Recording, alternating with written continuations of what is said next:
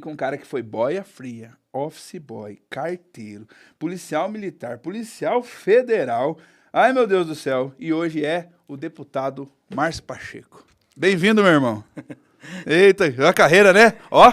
Já começa aí, já passa um filme na cabeça, Eita, né, irmão? cara. Rapaz, a vida vai passando, né? A gente vai, os sonhos, né, da gente, quando a gente é pequeno, a gente tem uns sonhos, né? E aí quando a gente vê, por graça de Deus, aquele sonho às vezes se realiza até mais do que a gente até espera, né? Para quem estava lá nessa condição aí de boia fria, de vendendo picolé lá em Biratã, né? Trabalhando de carteiro, a gente tinha sonhos, né? Mas, sinceramente, jamais sonhos, né? Que hoje, por graça de Deus, a gente conseguiu alcançar. Então, que alegria estar aqui, Jefferson. Eu sei que você também é um baita cara, guerreiro, lutador, trabalhador, tem uma preocupação primeira em ajudar as pessoas, em mostrar que existem maneiras, né, das pessoas, por meio do se conhecer a si próprio. E, às vezes, conhecer a vida, né, pode ajudar cada pessoa a viver melhor. Antes, as pessoas às vezes nem sabem, né, mas a gente chegou aqui, o Jefferson, falou antes de começar, vamos fazer uma oração. Então, isso é muito bacana, né, a gente colocar tudo nas mãos de Deus, né, lutar para que tudo seja pela graça dele e para ele, né? Padre Paulo Ricardo sempre diz, né, inspirai, ó Senhor, as nossas ações, para que em vós comece e para vós termine tudo aquilo que fizermos. Então, acho que é isso. Então, parabéns, estamos aí. Tamo junto, meu irmão. Alegria estar aqui. É isso aí, cara. Para chegar, para ter essa carreira, para ter essa jornada, você falou dos sonhos. Tem uma chama que queima aí dentro, né? Quero ser diferente, quero fazer alguma coisa. Não quero seguir a vida que eu tenho aqui. Essa coisa de olhar para a vida e falar, peraí, tem um estado atual aqui e eu quero mudar. Quando que você começou a perceber assim, meu irmão? Cara, eu quero mais. Como que você sentiu essa chama assim, cara? Jefferson, assim, hoje nós vemos uma sociedade, estava falando com um amigo meu há pouco, ele falando, cara, hoje parece que a sociedade ficou uma sociedade chata, cara. Hoje você não pode, você tem que cuidar do que você fala, você não pode falar nada, tudo, sabe, tá em desconforme com as regras de etiqueta, né? Cara, meu tempo, assim, né? Cara, brincadeira, tudo é brincadeira, irmão. Tudo a gente leva na brincadeira, né? A gente cresceu de um jeito diferente, assim. Hoje a gente vê, assim, Jefferson, um contexto de uma vitimização absurda. Tudo se justifica porque a pessoa não teve condições e tal. E esse tipo de pensamento e discurso, para mim, não cola, não tem, porque eu vivi, sabe, o que há de mais extremo dentro da pobreza e da dificuldade da vida. Certo. Né? Meu pai falava assim para mim, eu tenho uma história bem complexa, né? Eu fui criado pelos meus avós, meu avô não era meu avô, era casado com a minha avó, enfim, ambos eram analfabetos de não saber fazer a letra A, ambos eram fumantes compulsivos, ambos eram alcoólatras a ponto de morrerem, né, quando Deus chamou, por consequência da bebida alcoólica, de uma pobreza extrema, né? Não vou entrar em detalhes aqui, que não é o caso. Mas assim, o que ele falava, meu filho, estude. Ele tinha uma sabedoria, não tinha conhecimento, mas tinha sabedoria, né? Falava, meu filho, estude. Porque hoje, ou seja, lá em 1990, né, 1980, tudo no cabo da enxada. Sim. Mas no futuro vai ser tudo no bico da caneta. Olha só.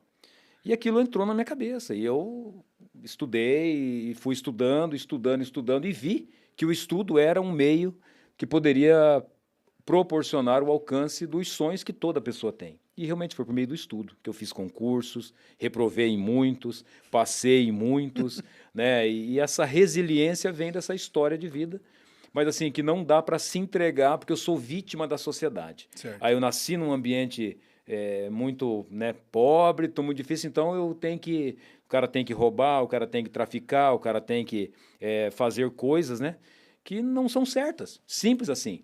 Cada pessoa é criado, né, para ser imagem e semelhança de Deus no que há de melhor e não no que há de pior. Criado para trabalhar, para produzir, para crescer por meio daquilo que é reto e não por meio daquilo que é torto. Então assim, a chama estava ali, vamos estudar e fazer o que é certo. Vamos fazer o que é certo, fazer o que é certo. Então assim, eu acho que isso é isso, buscar. Quem busca, tem uma frase, querer é poder. Não, querer não é poder. Você tem que querer primeiro, depois você tem que lutar, você tem que aprender. Né? Então, esse você tem 4, né? Você tem que querer, você tem que poder, depois você vai poder fazer. Então, mas quem quer, busca aprender, busca conhecer, e aí você vai Certo. poder. Então a gente tem que ter essa na cabeça. Aí eu quero, então eu não posso, estou frustrado. Não, meu irmão, vamos ralar aí, vai dar Sim. certo. Vamos ralar, né? Vai dar certo. Ok. E aí Né? começa fazendo concurso, estudando, e você foi para... Você foi carteiro? Carteiro era concursado ou era diferente? Como é que era? Não, olha só, eu trabalhava lá em Biratã, né? Trabalhava no escritório Lux. Isso em 1995, mais ou menos, né? Era office boy nesse tempo. Aham. E eu ganhava R$ 80. Só que, lógico, naquele tempo era um contexto diferente, mas era, Sim. era assim, acho que era tipo menos de meio salário mínimo, assim, uma coisa bem... E aí, de repente, eu fui chamado por um amigo meu, o Lima, né, que mora lá em Biratã até hoje, ele era gerente dos Correios, e ele viu em mim, enfim, algum diferencial, né? Sim. E me convidou para ser carteiro estagiário que existia na época. Né? Entendi. Aí já passou, meu salário na época, imagina, de 80 passou para R$ 327. Eu já tava burguês, Imagina. né? Que nem dizia antigamente, tá burguês, né? Sim. E aí entrei nos Correios, trabalhei 10 meses e aí comecei a sonhar. Ali, de fato, eu comecei a sonhar, Nossa. comecei a fazer concurso dos Correios, né? Passei em um, reprovei em outro, quis fazer um concurso da Receita Federal, mas daí na época não estava indo em condições de fazer. Uhum. E enfim, em 1996, aí eu faço, 97 melhor dizendo, faço um concurso da Polícia Militar, dentre vários que eu estava fazendo, e fui aprovado para vir aqui para Cascavel. Aí começa a No tua, dia tua ligação com 23 de Cascavel. maio de 1997, eu tomo posse como soldado aluno, né, da Polícia Militar aqui no 6º Batalhão da PM. Daí a minha relação com Cascavel se estreita mais. Eu sempre estava por aqui, mas daí eu sou obrigado, de fato, venho morar em Cascavel, né? Uhum. E aí toda a história com Cascavel começa nesse legal, momento. cara, que legal. Então essa parada da vitimização é algo que você precisou se livrar ou você nunca teve? Como é que você pensa isso? Olha, eu vou falar a verdade, viu, Jefferson? Eu, por graça de Deus, eu não sei o que é a palavra vitimização. Se eu contar a minha história, por exemplo, né, assim, de vida mesmo, né, de ir para a escola, por exemplo, caminhar 7 quilômetros a pé para chegar na sala de aula, 7 quilômetros a pé para chegar na minha casa de volta. Casa. Era não sei como é que chama aquilo, era um casebre, era uma casinha cercada, hoje em dia nem se vê mais isso, era cercado de coqueiro, não existia telha no meu contexto de vida, era coberta de tabuinha, cercada de coqueiro e casa de chão batido. Né? Colchão era de palha de milho, né? Água era água de mina, sabão era sabão de soda. Então, assim, um contexto bem... E se você olhar, nossa, mas então você deve ser traumatizado. Cara, tudo é graça. Tudo é graça. Hoje permite que eu veja o mundo de um olhar diferente de quem viveu, de fato, as dificuldades da vida. E sei que é importante. Se eu tivesse, naquele momento, talvez uma mão que me estendesse para... Talvez eu tivesse alçado voos até Maiores, antes, certo. ou até maiores, né? Enfim, mas eu sou, antes de lamuriar, antes de reclamar pela vida que teve, de fato eu agradeço a Deus, Jefferson, porque assim, quem não sabe... Uma vez eu falei com a Regiane Martins, que é uma grande jornalista aqui de Cascavel, da aldeia, eu falei, olha, quem não conhece o que é bom, não sabe que não está vivendo um ambiente bom. Nunca acessou um... Cara, eu vivia no meio do mato, lá entendeu? Era só brincar, correr descalço pro meio do mato, Sim. entendeu? O pior problema que a gente tinha é quando aqueles carrapichos entravam no pé da gente, que doía pra cacete, não tinha, entendeu? Não tinha sapato, né? Mas era pular no rio, descer aquele rio de água suja mesmo, aprender a nadar no rio, entendeu? Pescar o peixe ali.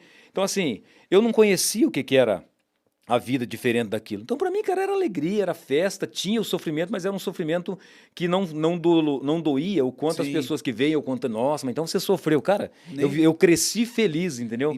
Me divertindo, sabe, Jefferson? Então, como se não tivesse tido espaço para vitimização. Não, nunca tive. Nunca falei, eu não consegui isso porque eu não tive oportunidade. A oportunidade, cada um faz a sua oportunidade também. Ok. Acho que é importante ter isso. E teve aí um outro código aí do teu avô que era tinha que estudar. Tinha que estudar. Então você já sabia que tinha que estudar.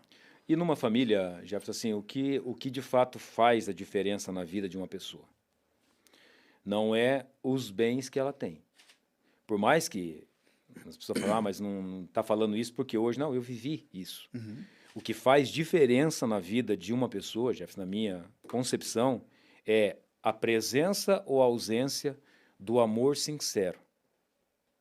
A presença ou ausência do amor sincero na vida de uma pessoa.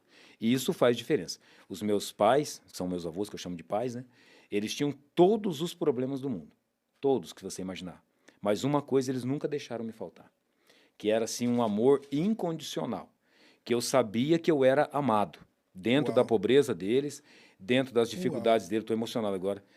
dentro assim, de todo esse contexto, eles me davam um amor assim que hoje, às vezes, crianças, adolescentes que vivem em grandes palácios nunca tiveram. A presença de um pai para te dar um abraço, para brincar, para te dar uma atenção, para te ensinar a fazer coisas simples. Então, isso faz a diferença. Então, isso nunca me faltou. E isso aí eu concordo, que aí isso pode fazer a diferença na vida de uma pessoa se sentir amada ou não se sentir amada. Interessante você falar isso, porque dentro do estudo da neurociência, a gente entende um pouco da programação mental. Então, toda repetição que é vivida do 0 aos 12 anos, o cérebro, a mente cria crenças de identidade, capacidade e merecimento. Ou seja, quem eu sou, o que eu faço e o que eu posso ter na vida. E a gente vai estudando e vai vendo que pessoas que não se sentiram amadas, pessoas que não tiveram contato humano verdadeiro, ou seja, não se sentiram pertencentes, importantes, não tiveram significado na vida, não sabiam o propósito delas ali, não se sentiam amadas, resumindo, acabam lá na frente não conseguindo prosperar nos seus sonhos, Sim. não conseguindo realizar os seus objetivos. Sim. Então, talvez esse Márcio que a galera conhece hoje, que tem coragem, porque tem que ter coragem para ir para a política, mais coragem para continuar, Sim. é fruto desse sentir-se amado. Sim, sem dúvida. Aí isso sim. Aí a pessoa, se ela disser que teve uma infância, né, com a ausência desse amor, aí até eu compreendo que isso pode fazer sentido, né?